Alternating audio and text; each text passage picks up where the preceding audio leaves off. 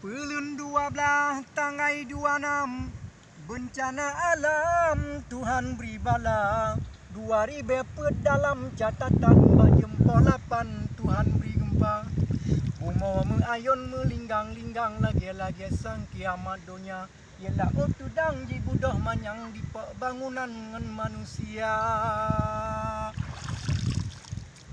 Manyet dum deti alam ano hitam. Berusai sang-sang belang padang maca. Kapai dengan bodi angkut kenan runtuh bangunan Bandung Ubena.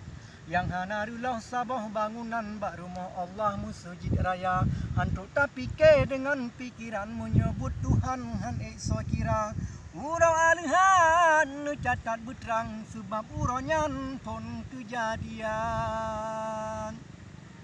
Dema'o duda rakan mutuah rahmat ba Allah ketanya gebri. Bantuan pitro lumpah meruah.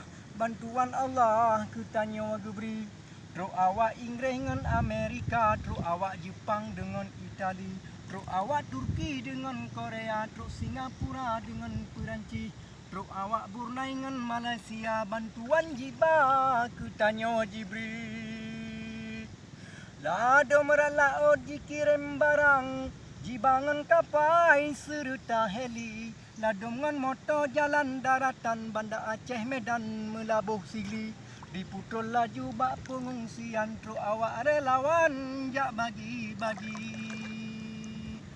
Dijuk dengan berhamu umpang-umpang, dijuk dengan saka meguni-guni, dijuk dengan ungkut dengan minyak makan, dijuk dengan bawang sirangan campri, dijuk dengan bajak ija sembahyang, dijuk Quran tempat mengaji. Anu ngan inang yang tak sayangkan cok pulang oleh ilahi. Rumah yang mewah tingkat 8 yang pihairakan kaji balik. Balau Aceh bele tak undang Bandung atanyan ulah manusia. Karena tanyohan sadar-sadar maka jen Tuhan putrun bala. Babut yang geyu kabeh tak tinggai, babut yang getamu lomba-lomba. Tak pubut surah berjauh tegah yang larang Allah baik tak kerja. Yang tak terjadi bele meriwang berjen hairakan kepelajari. Kasih ku ono habalun pesan, habalun karang kisah tsunami.